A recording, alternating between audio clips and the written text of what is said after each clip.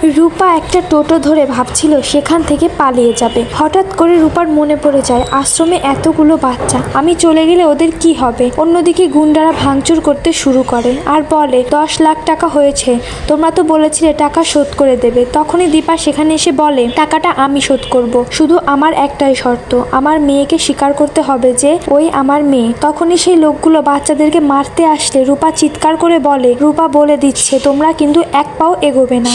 এই কথাটা বলার পরে দীপার কাছে পরিষ্কার হয়ে যায় তার নিজের মেয়েকে চিনতে একটুও ভুল হয়নি। দীপা চেক লিখে আশ্রমের কাকাকে বলে ওরা যখন লিখিত দেবে ওরা আপনাদেরকে আর কখনো বিরক্ত করবে না, তখনই আপনি এই চেকটা ওদের হাতে দিয়ে দিবেন। সেখানে কৃষ্ণ পুলিশ নিয়ে আসলে রূপা সেখান থেকে ভয়ে পালিয়ে যায়। তারপরে দীপা রূপার কাছে এসে বলে তুই তো আমার চালাক মেয়ে ছিলি, এরকম বোকার মতো পালিয়ে বেড়াচ্ছিস কেন? রূপা বলে আমি তো প্রমাণ করতে পারিনি মা যে আমি কুমারকে খুন করিনি। শিবরাত্রির দিনে আমি তোমার সঙ্গে দেখা করতে এসেছিলাম, কিন্তু তুমি সঙ্গে করে পুলিশ নিয়ে এসেছিলে। দীপা বলে সেদিন পুলিশ এনেছিলাম তোকে খোঁজার জন্য, আর এইটা তো প্রমাণ হয়ে গেছে যে তুই কুমারকে খুন করিসনি, আমাদেরকে ভুল বুঝে এতগুলো বছর কাটিয়ে দিলি। তখন রূপা বলে অন্য কেউ বললে আমার এতটা ভুল হতো না মা। অন্যদিকে বাচ্চা মেয়েটি রাতের বেলা সূর্যর সাথে ঘুমানোর জন্য জেদ ধরে, তখন উর্মি রাগ করে সেখান থেকে চলে যায়। এরপরে দীপাও গাড়িতে করে রূপাকে নিয়ে বাড়ি ফিরছে। তখনই রাত্রিবেলা বাচ্চা মেয়েটি হঠাৎ করে উঠে সূর্যর ফটো অ্যালবাম দেখে সোনা রূপাকে উদ্দেশ্য করে বলে তোমরা